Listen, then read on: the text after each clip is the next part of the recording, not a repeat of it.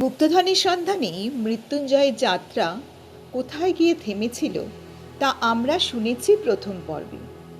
রহস্যময় সেই সংকেত, অন্ধকার সুড়ঙ্গ আর সন্ন্যাসীর আবির্ভাব সব মিলিয়ে গল্পের রহস্য তখন আরও ঘনীভূত হয়েছিল। কিন্তু সত্যিই কি মৃত্যুঞ্জয় তার কাঙ্ক্ষিত গুপ্তধনের সন্ধান পাবে, নাকি গুপ্তধনের আড়ালে লুকিয়ে আছে আরও বড় কোনো সত্য? সেই রহস্যের পর্দা এবার উঠবে। আমি পাপিয়া সাহা, আপনারা শুনছেন রবীন্দ্রনাথ ঠাকুরের অনবদ্য গল্প গুপ্তধন দ্বিতীয় পর্ব। তাহলে চলুন ফিরে যাই সেই রহস্যময় অন্ধকার সুড়ঙ্গের পথে। শঙ্কর বলতে লাগলেন, দাদা যখন সেই সন্ন্যাসীর কাছ থেকে লিখনটা পেলেন, তখন থেকেই সেটি আমার কাছ থেকে লুকিয়ে রাখার চেষ্টা করতেন। কিন্তু তিনি যতই গোপন করতেন, আমার কৌতূহল ততই বাড়ত। শেষে আমি খুঁজে বের করলাম তিনি দেবী জয়কালীর আসনের নিচে একটা কাঁঠাল কাঠের বাক্সে লিখনটি লুকিয়ে রেখেছেন। আমি গোপনে তার একটি চাবি তৈরি করলাম। তারপর প্রতিদিন একটু একটু করে পুরো লিখনটি নকল করতে লাগলাম। যেদিন নকল শেষ হলো, সেদিন গুপ্তধনের সন্ধানে বাড়ি ছেড়ে বেরিয়ে পড়লাম। আমার ঘরেও তখন এক অসহায় স্ত্রী আর একটা ছোট সন্তান ছিল। আজ তারা কেউ আর বেঁচে নেই। কত দেশ বিদেশ ঘুরেছি, কত পথ পেরিয়েছি, সেই দীর্ঘ কাহিনী আর বলার প্রয়োজন নেই। শঙ্কর বলতে লাগলেন, আমার মনে ছিল যে সন্ন্যাসী এই লিখন দিয়েছেন, নিশ্চয়ই কোনো না কোনো সন্ন্যাসী এর অর্থ বুঝিয়ে দিতে পারবেন। সেই আশায় আমি বহু সন্ন্যাসীর সেবা করেছি। আবার অনেক ভণ্ড সন্ন্যাসীও আমার সেই কাগজের খবর পেয়ে তা চুরি করার চেষ্টা করেছে। এভাবেই বছরের পর বছর কেটে গেল, কিন্তু আমার জীবনে এক মুহূর্তের জন্য সুখ বা শান্তি ছিল না। অবশেষে পূর্বজন্মের পুণ্যের জোরে কুমায়ুন পর্বতে বাবা স্বরূপানন্দ স্বামীর সান্নিধ্য পেলাম। তিনি আমাকে বললেন, বাবা, তৃষ্ণা দূর করো, তাহলেই সারা বিশ্ব জুড়ে যে অক্ষয় সম্পদ ছড়িয়ে আছে তা আপনি তোমার কাছে ধরা দেবে।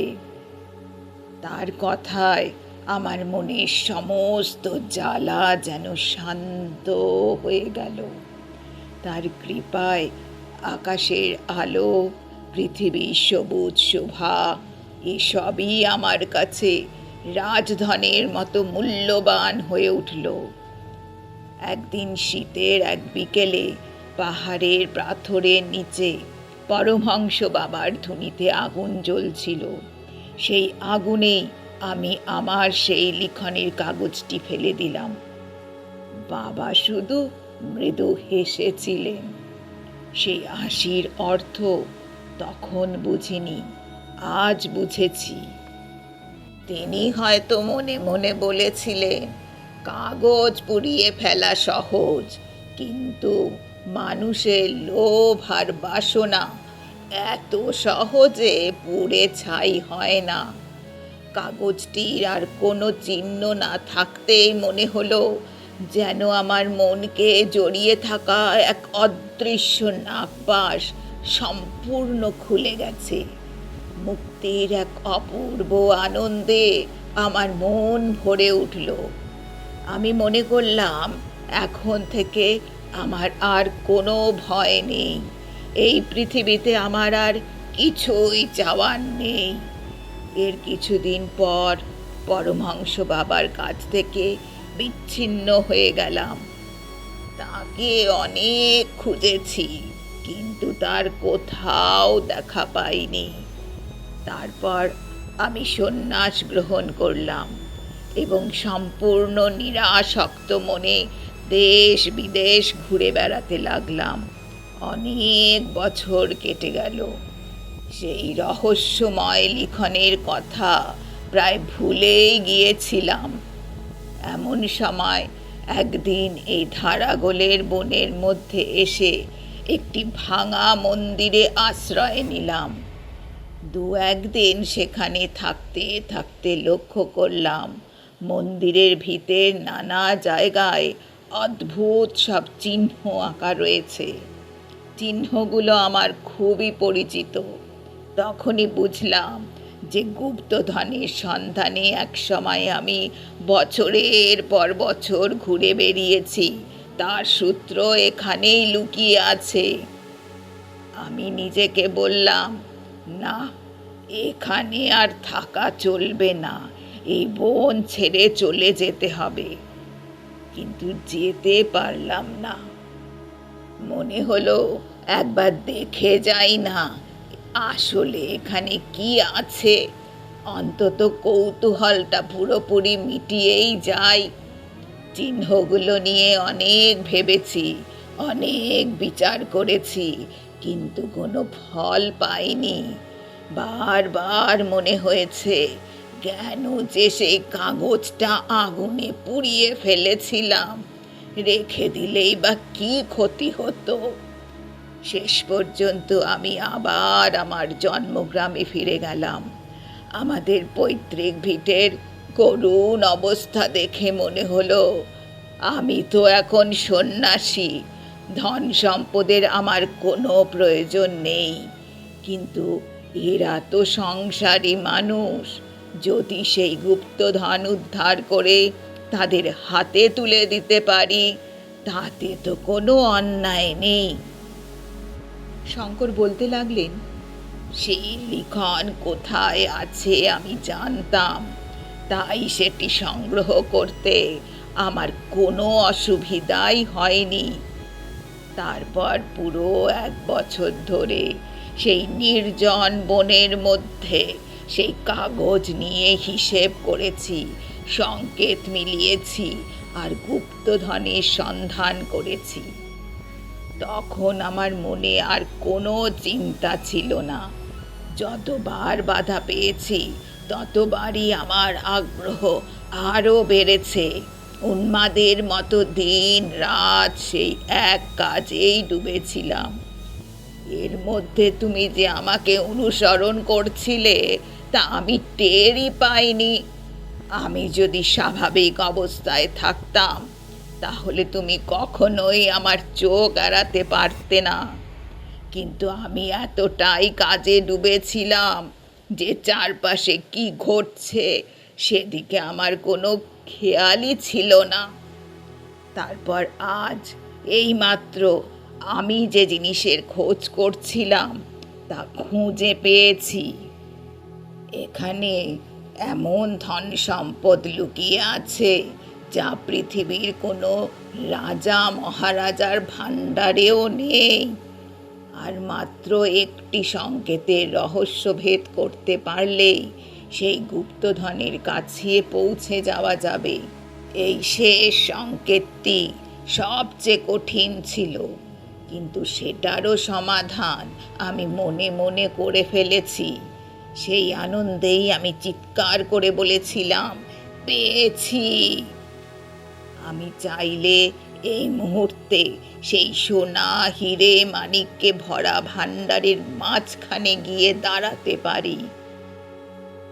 মৃত্যুঞ্জয় শঙ্করের পা জড়িয়ে ধরে কাতর স্বরে বলল, তুমি তো সন্ন্যাসী, তোমার ধন সম্পদের কোনো প্রয়োজন নেই।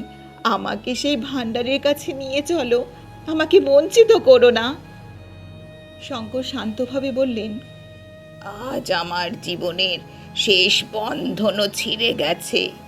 তুমি যে একটু আগে পাথর ছুঁড়ে আমাকে মারতে চেয়েছিলে, সেই পাথর আমার শরীরে লাগেনি, কিন্তু আমার মনের মোহের আবরণ ভেদ করেছে। আজ আমি তৃষ্ণা আর লোভের ভয়ঙ্কর রূপ দেখতে পেয়েছি। আজ এতদিন পরে আমার গুরু পরমহংসদেবের সেই গভীর শান্ত হাসির প্রকৃত অর্থ বুঝতে পারলাম। সেই হাসির স্মৃতি আজ আমার অন্তরের কল্যাণের প্রদীপে এক চিরন্তন আলোর শিখা জ্বালিয়ে দিয়েছে।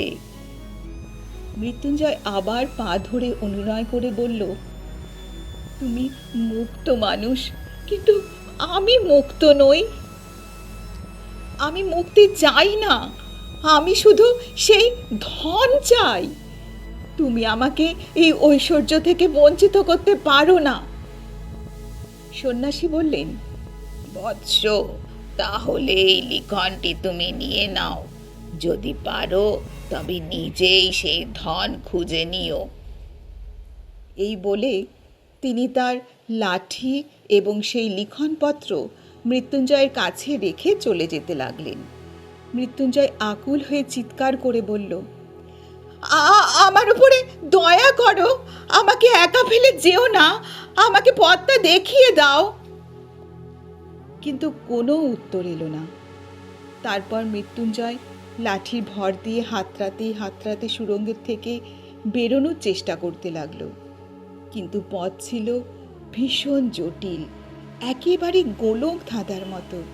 বারবার পথ ভুলে চলে যাচ্ছিল, বারবার বাধার মুখে পড়ছিল। শেষ পর্যন্ত ঘুরতে ঘুরতে ক্লান্ত হয়ে এক জায়গায় শুয়ে পড়ল। আর কিছুক্ষণের মধ্যেই গভীর ঘুমে তলিয়ে গেল। ঘুম ভাঙার পর মৃত্যুঞ্জয় বুঝতেই পারল না এখন রাত না দিন, কতটা সময় কেটে গেছে। সুড়ঙ্গের ভেতরে তা বোঝার কোনো উপায়ই ছিল না। ভীষণ খিদে পেয়েছিল, তাই চাদরের কোণে বাঁধা চিড়ে খুলে কিছুটা খেয়ে নিল। তারপর আবার হাতড়াতে হাতড়াতে সুড়ঙ্গ থেকে বেরোনোর পথ খুঁজতে লাগলো। কিন্তু বারবার বিভিন্ন জায়গায় বাধা পেয়ে শেষে ক্লান্ত হয়ে বসে পড়ল। তারপর চিৎকার করে ডাকলো, ওগো সন্ন্যাসী, তুমি কোথায়? তার ডাক সুড়ঙ্গের অসংখ্য শাখা প্রশাখায় প্রতিধ্বনিত হয়ে বারবার ফিরে আসতে লাগলো। কিছু দূর থেকেই উত্তর এলো, আমি তোমার কাছেই আছি, কি চাও বলো। মৃত্যুঞ্জয় কাতর কণ্ঠে বলল, ধন কোথায় আছে? দয়া করে আমাকে দেখিয়ে দাও, একবার দেখিয়ে দাও আমাকে। তারপর আর কোনো উত্তর পাওয়া গেল না। সে বারবার ডাকতে লাগলো, কিন্তু কোনো সাড়া মিলল না। সময়ের হিসাবহীন সেই চির অন্ধকার সুড়ঙ্গে মৃত্যুঞ্জয় আবার এক সময় ঘুমিয়ে পড়ল। আবার ঘুম ভেঙে সেই একই অন্ধকারে নিজেকে দেখতে পেল। সে চিৎকার করে ডাকল, ওগো, আছো কি? এবারও কাছ থেকেই উত্তর এলো, আমি এখানে আছি, কি চাও। মৃত্যুঞ্জয় বলল, আমি আর কিছু চাই না, আমাকে এই সুড়ঙ্গ থেকে বের করে নিয়ে চলো। সন্ন্যাসী জিজ্ঞেস করলেন, তুমি ধন চাও না? মৃত্যুঞ্জয় দৃঢ় গলায় বলল, না, চাই না। এরপর চকমকি পাথর ঘষার শব্দ শোনা গেল। কিছুক্ষণ পরে মশালের আলো জ্বলে উঠল। সন্ন্যাসী বললেন, তাহলে এসো মৃত্যুঞ্জয়, এই সুড়ঙ্গ থেকে বাইরে চলো। কিন্তু মৃত্যুঞ্জয় আবার কাতর হয়ে বলল, বাবা, বাবা, তবে কি এত কষ্ট সবই বৃথা যাবে? এত সাধনার পরও আমি কি সেই ধন পাবো না? কথা শেষ হতেই মশালটা সঙ্গে সঙ্গে নিভে গেল। মৃত্যুঞ্জয় হতাশ হয়ে বলে উঠল, কি নিষ্ঠুর, কি নিষ্ঠুর! সে সেখানেই বসে পড়ল। চারিদিকে শুধু অন্ধকার, সময়ের কোনো হিসেব নেই, অন্ধকারেও যেন কোনো শেষ নেই। তার মনে হলো, যদি সমস্ত শক্তি দিয়ে এই অন্ধকারটাকে ভেঙে চুরমার করে ফেলতে পারত।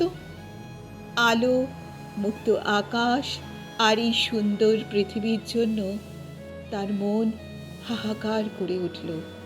সে আকুল হয়ে চিৎকার করল, ওগো সন্ন্যাসী, ওগো নিষ্ঠুর সন্ন্যাসী, আমি ধন চাই না, আমাকে শুধু উদ্ধার করো। সন্ন্যাসী বললেন, তুমি ধন চাও না? তাহলে আমার হাত ধরো, আমার সঙ্গে চলো। এবার আর কোনো আলো জ্বলেনি। মৃত্যুঞ্জয় এক হাতে নিজের লাঠি আর অন্য হাতে সন্ন্যাসীর উত্তরীয় আঁকড়ে ধরে ধীরে ধীরে তার সঙ্গে চলতে লাগলো। অনেকক্ষণ ধরে তারা আঁকা বাঁকা জটিল পথ পেরিয়ে ঘুরতে ঘুরতে এগোলো। অবশেষে এক জায়গায় এসে সন্ন্যাসী বললেন, দাঁড়াও। মৃত্যুঞ্জয় থেমে দাঁড়ালো। এরপর মরচে ধরা লোহার একটা ভারী দরজা খোলার কর্কশ শব্দ শোনা গেল। সন্ন্যাসী মৃত্যুঞ্জয়ের হাত ধরে বললেন, এসো। মৃত্যুঞ্জয় সামনে এগিয়ে যেন একটা বড় ঘরের মধ্যে ঢুকল। এরপর আবার চকমকি পাথর ঘষার শব্দ শোনা গেল। কিছুক্ষণ পর মশাল জ্বলে উঠতেই সে বিস্ময়ে হতবাক হয়ে গেল। চারদিকে দেওয়ালের গায়ে স্তরে স্তরে মোটা মোটা সোনার পাত বসানো। মনে হচ্ছে যেন মাটির নিচে বন্দী হয়ে থাকা জমাট সূর্যের আলো চারিদিকে ঝলমল করছে। মৃত্যুঞ্জয়ের চোখ বিস্ময়ে চকচক করে উঠল।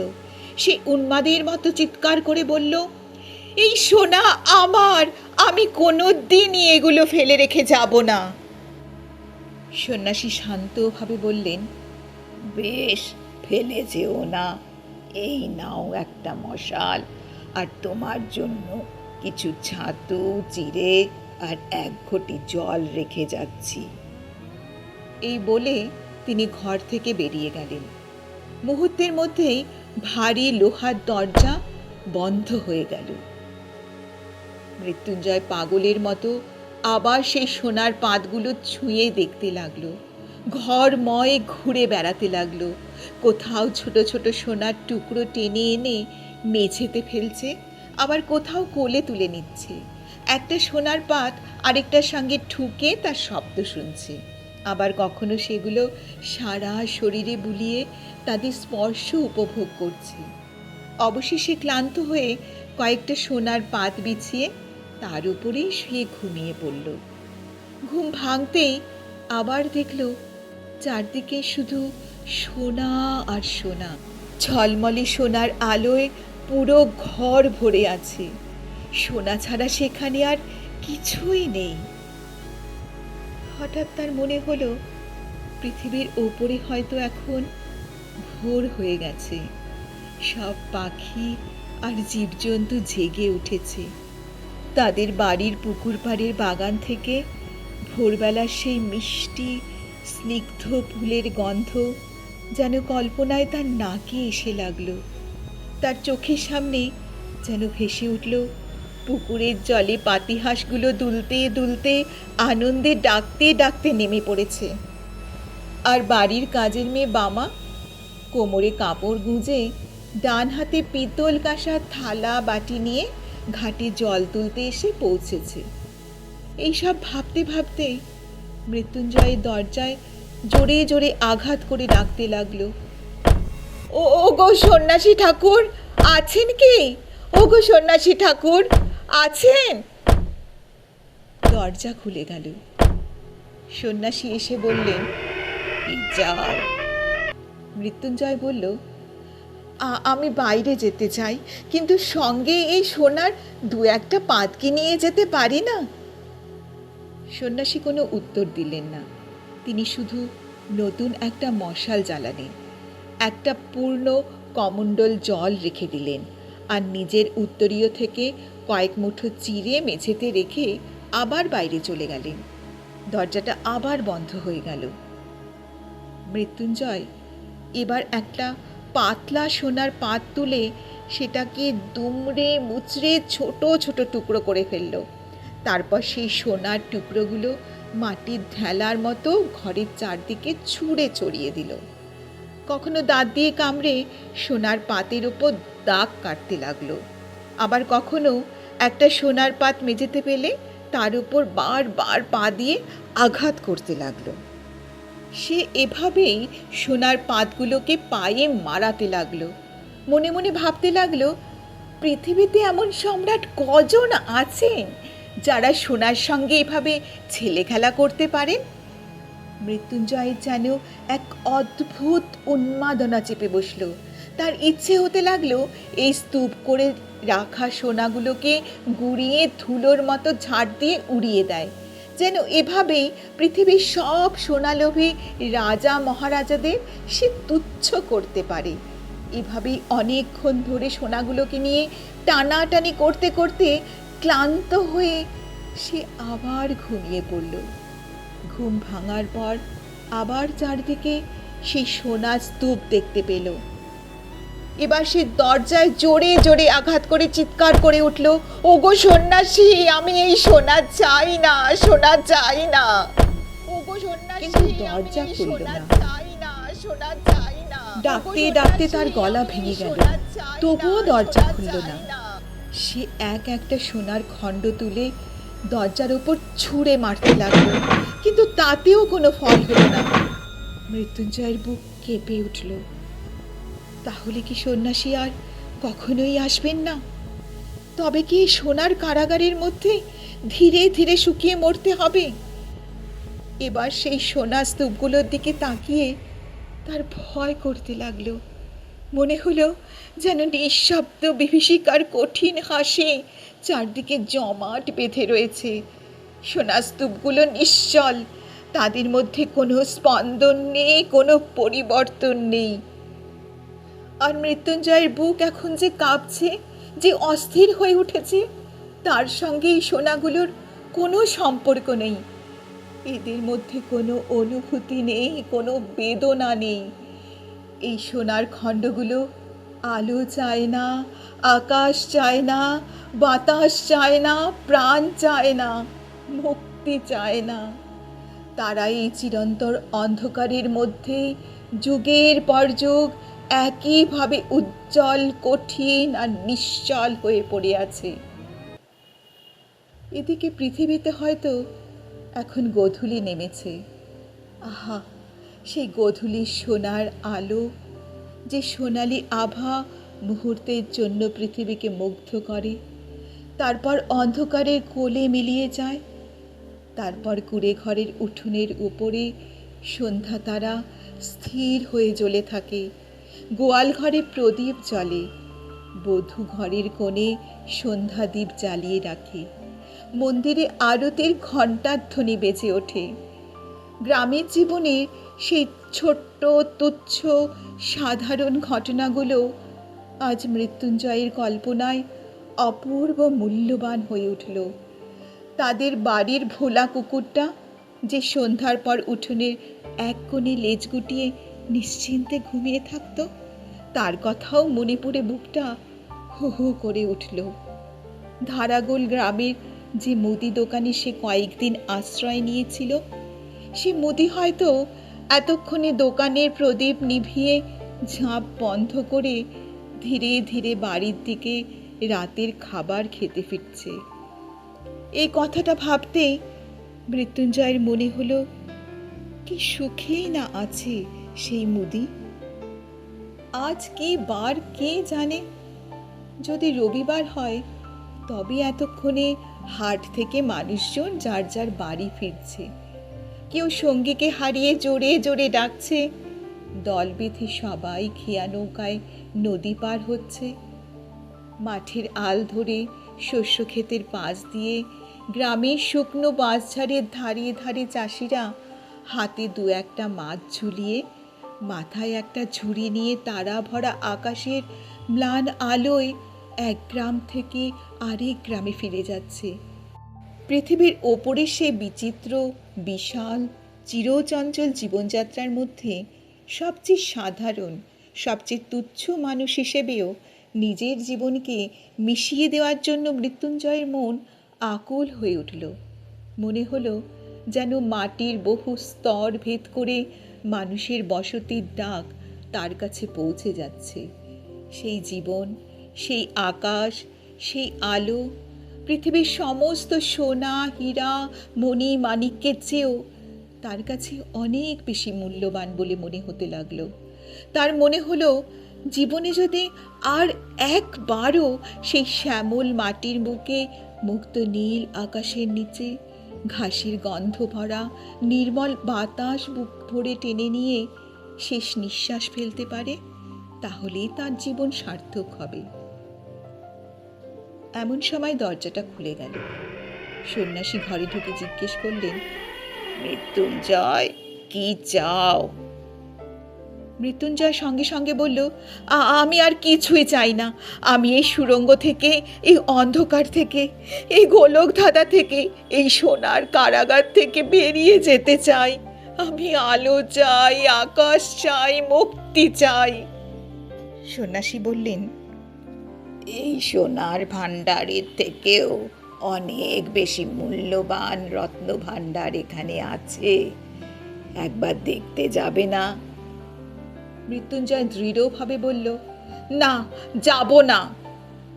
সন্ন্যাসী আবার বললেন, একবারও দেখার কি ইচ্ছে নেই? মৃত্যুঞ্জয় উত্তর দিল, না, আমি দেখতেও চাই না। প্রয়োজনে শুধু কৌপিন পরে ভিক্ষা করে জীবন কাটাতে হয়, তবুও আমি এখানে এক মুহূর্তও থাকতে চাই না। সন্ন্যাসী মৃদু হেসে বললেন, আচ্ছা, তবে এসো। তিনি মৃত্যুঞ্জয়ের হাত ধরে তাকে সেই গভীর কূপের সামনে নিয়ে গেলেন। তার হাতে সে গুপ্ত লিখনটি দিয়ে বললেন, এটা তুমি নিয়ে কি করবে? মৃত্যুঞ্জয় কোনো কথা না বলে কাগজটা টুকরো টুকরো করে ছিঁড়ে ফেলল। তারপর সেই ছেঁড়া টুকরোগুলো গভীর কূপের মধ্যে ছুঁড়ে ফেলে দিল। আজকের গল্প গুপ্তধন এখানেই শেষ হলো। আমার গল্প পাঠ যদি ভালো লেগে থাকে তাহলে লাইক করো এবং বন্ধুদের সঙ্গে শেয়ার করো। আমার চ্যানেলটি যদি এখনও সাবস্ক্রাইব না করে থাকো তাহলে প্লিজ সাবস্ক্রাইব করে দিও।